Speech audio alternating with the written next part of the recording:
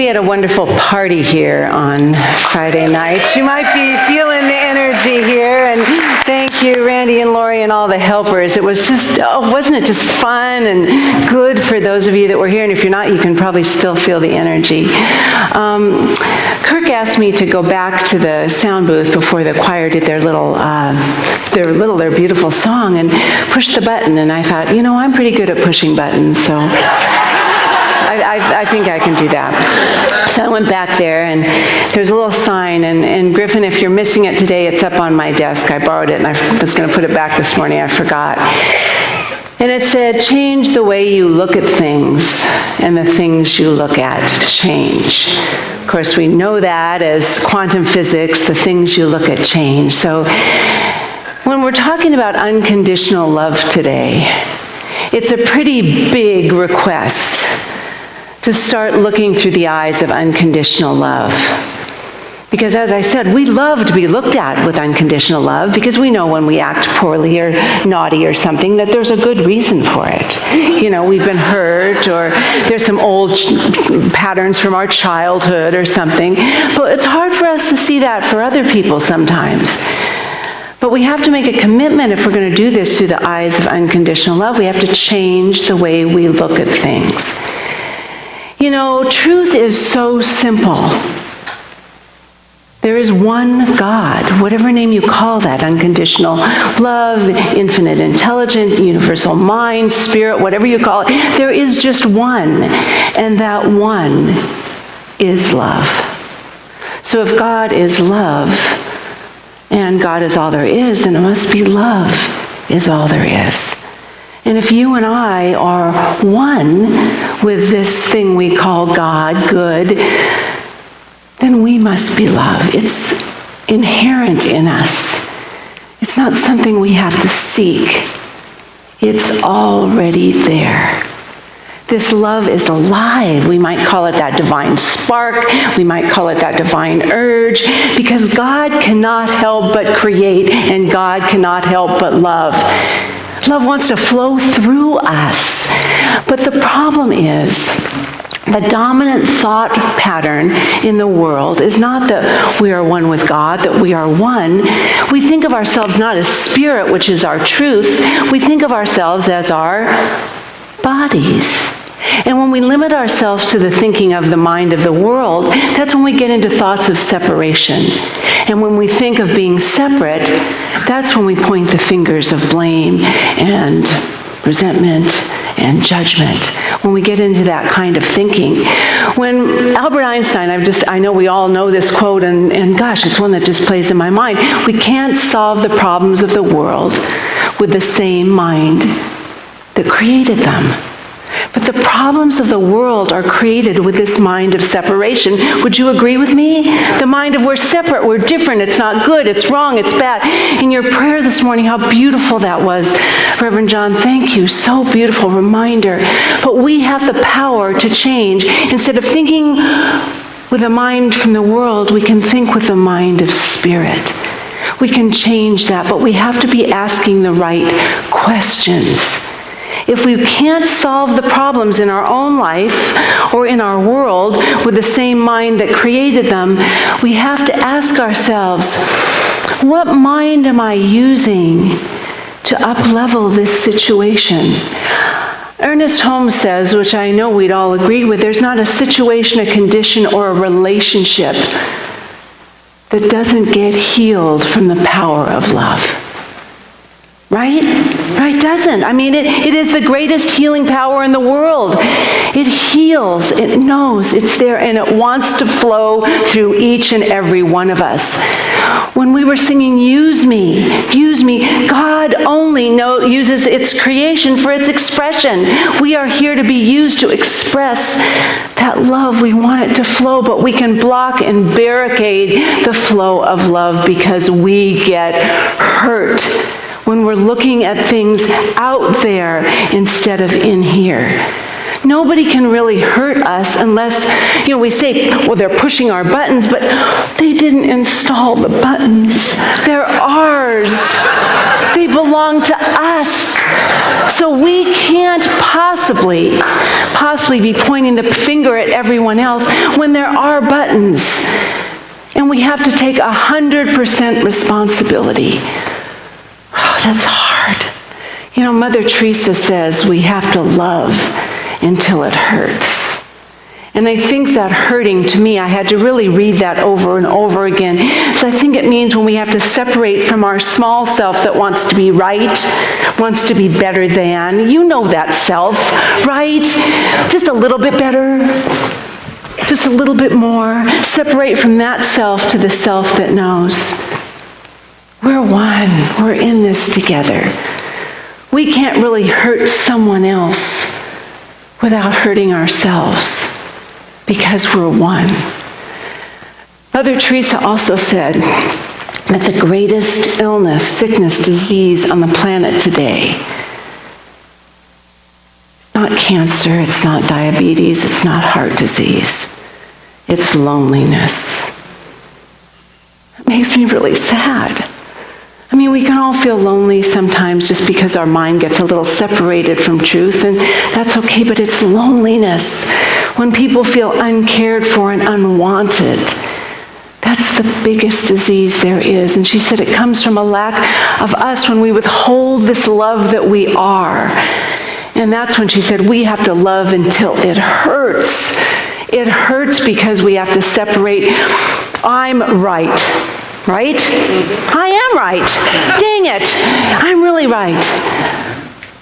But do we want to be right, or do we want to be loving? I mean, that's the question for the day if we talk about unconditional love. Now, so love wants to flow through us. Love also wants to be shared, and this is not a new concept or thought. I mean, we read in interdependency about everything's connected and we're here to share together and to be in community and all that, but that's not new. The Old Testament in Leviticus, which states the Jewish law, says, "You shall not take vengeance or bear a grudge against your people. You have to love your neighbor as yourself." Thousands of years ago we got that. Thousands of years ago. And in the New Testament, Paul says, you know what, the commandments, thou shalt not kill, thou shalt not commit adultery, thou shalt not covet, thou shalt not murder, all the commandments come from this one thought: love your neighbor. We can't harm our neighbor. Love fulfills the law of the land. This comes from the New Testament. Love is the answer that's going to heal the problems of the world. But we have to have the courage to take one step at a time to love more. Does that make sense? Ernest Holmes, he talks so much about the power of love. And he said, God depends on us for its expression. We cannot afford not to love. If anyone knows anything about love, their arms will be around the whole world. Not just the people who look like us, or have the same political views as us, or have the same sexual choices we have, but the whole wide world. We'd have the arms around everybody. And it was said when Ernest Holmes, before he spoke to crowds of people, he'd always stand at the doorway and just imagine his arms around everyone. Around everyone. Because he knew that power of love, and that love heals. So love is to be shared. And the thing I learned that probably has kept me living in joy and happiness the most is that love never dies. It's the thing that is spirit, and it lives on forever. It is eternal. It is an essence. It does not die. And I know that it's always there working in mysterious ways, but we have to let down our blocks to it. When we build the blocks in ourselves because we're afraid to love. And we can't be afraid to love because when we're afraid to love, we put up walls against it. So we have to have the courage to tear down those walls and open up the doors of love. You know, it's interesting. If we really think about it, every situation in our life is teaching us. If we know that the universe is always for us, always supporting us, that every situation that comes in our life is for our own good. And most of them are there to teach us where we've built walls against love, against caring, against goodness. Would you agree? When we come up with things, it's those walls. And I had a situation a few months ago that something was taken out of context, and I didn't mean harm, but it caused harm, and I took a little offense to it because I tried to make it better and it didn't work.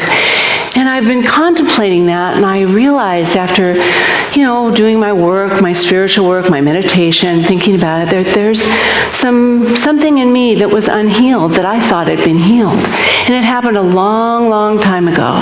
But it was in there, and this was the way this beautiful person came in my life to show me a place in me that was unhealed. So I said, you know what? I'm going to have to do some work on that. I'll do that later. We love to do that, but the universe has a different mind, oftentimes. And some of you have heard this story, but about a week ago, and I've had this little thing, and I haven't talked to too many people about it, if anyone, but I know that it's there, and I know it needs to be healed, and it's something in me. We were talking about Christmas presents, and my daughter said, "Mom, I think you need a cat." Well, I have an aquarium of lots of fish that takes a lot of time to vacuum every week, that aquarium, and move all the things, and then put that all in, and then I've got a dog that does all these things and needs my attention. I said, "No, don't need a cat. Mom, you need a cat. They love you in a different way." So I put a really good parameter on it. I said, all right, if you can find me a purebred Russian blue, and I know she would never buy it because they only believe in rescue animals, if you can find me that, I'll take a cat. And so, I have the Russian blues mean a lot to me because I love all my animals the same. Trust me, all my animals the same. Some just have different purposes. Some are here to work me to pieces, I'll tell you, and others are there just to give love. Well, one of the best teachers I had as a pet was a Russian blue, and it was when Deanna was 7, and we were walking around a feed store in Torrance. I'm sure we were getting guinea pig food. And this little kitten kept following us, and it was just walking around. And Deanna picked up and said, "Is that cat for sale?" And he said, "Yes." We went home with the cat. And at that time, Tara was studying. She's in 4th grade in a gate class studying the musical Cats that comes from the Old Possum's book for practical cats written by T.S. Eliot. And here's what you don't know about me. You think my favorite poet is Rumi. Well, when I was in college, my favorite poet was T.S. Eliot. So we named our cat Eliot. And so there's Eliot. Eliot, he lived with us for 5 years just bringing joy, and after Tara passed, he sat on my heart for months, just healing me. And then I had Reiki classes in my home, and he became a Reiki master. And he did, honest, and he was there. And when my mom moved in, and she was bedridden, and she lived with us for several years, and she was making her transition, he was right there with her. And her name, everybody called my mom Gray. Gray. I don't think Kirk, you ever called her any other name. My kids never called her any other name. So Elliot had a really special place in my heart. And I remember the day that Kirk and I were sitting in the kitchen, and Elliot ran out the door, and I said, he was 12 years old. I said, "Kirk, Elliot looks like a kitten." And he came in the door a little while later, and he was dragging his back legs. And I said, we checked him out. I said, "Kirk, I can't handle it. You got to take him to the vet." So I'm just telling you another story how Elliot brought somebody else important in our life. So takes him to the vet and had to put him to sleep, Dr. Folkers from the Mission Viejo Animal Hospital. Anyway, Elliot brought Dr. Folkers into our center in San Juan, and he became a very active member there. I did his wedding. I also did a service for his stepson who overdosed, and I did also his ceremony, his memorial service. He always had wanted to go see Gorillas in the Mist in Rwanda. And so he went to Rwanda, saw Gorillas in the Mist. On his way down, he had a heart attack. So Elliot brought a lot to my life. So this past Saturday, I brought a lot of memories up about things, and I started to heal. I started to heal some things I'd forgotten about. I didn't know I was going to get a cat.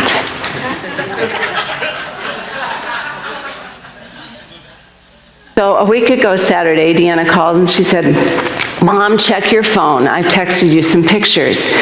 I checked on Craigslist, and there was a 1-year-old purebred Russian blue that was needed a new home, and it was a mile from our house. So I gathered everybody in the car, and we all went, and this cat is absolute love, and if you don't want him, we'll keep him. So he's come to our house, and wow, he's tame and roomy. That is something. That's something. But yeah, that's a good thing. That's a really good thing. Roomy's a nicer dog now, for sure. Trying to play with him. But last night he got up. If I'm a little tired, not speaking completely coherently, he got up at 2:30. And of course, we can't let them sleep together right now. And he's meowing at the door of our bedroom. And I was like, oh my gosh, I was awake anyway. He just wanted to be loved in the middle of the night. So you never know how love is going to come into your life.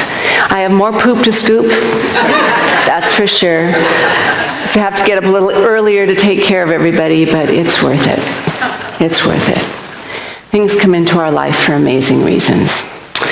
T.S. Eliot, in his poem, The Love Song of J. Alfred Prufrock, says, "And indeed, there will be a time when I say, do I dare, and do I dare, and wonder why I've measured out my life in coffee spoons." We can't do that. The world is calling for so much more from us. We need to be taking a big scooper, and I'm not talking about a pooper scooper, but a big scooper, and start measuring our life out in bundles and barrels of love and love and love. And the people that we don't think we can love, we have to send them joy and happiness anyway. Do it anyway. We have to be measuring out our life and carrying out things that make the world a better place. That's the job you and I have right now.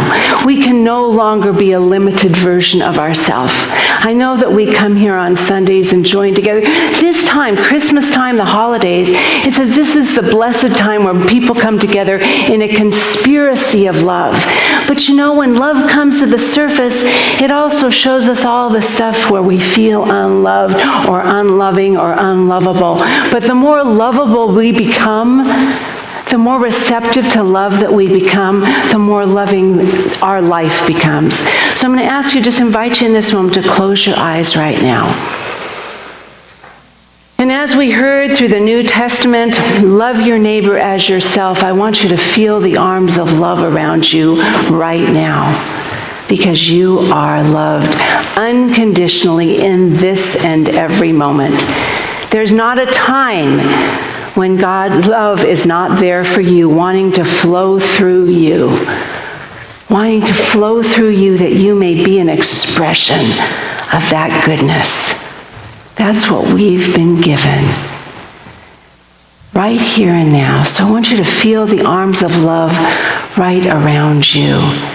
And as we discover that spark of love within us, as we can add sparks to it, that it may grow and the flame of light becomes so big within us, we're able to put our arms around this entire world, and we're able to see good in everyone. As Ernest Holmes says, we need to love everybody. There's not a person on this planet that does not have good in them. And when we start absolutely letting that love flow out from us, it comes back and returns in the way life is, circular, cyclical, moving around in a giving and sharing of goodness and light. It's our turn right now. Let this be not only our season of love right now, let it be the season of love for us continually. Let's send a blessing to this entire world right here in this moment.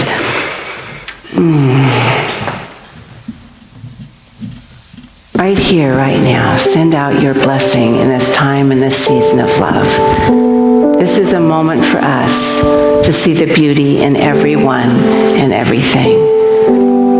And may I say, for this beautiful community, you are love in my life.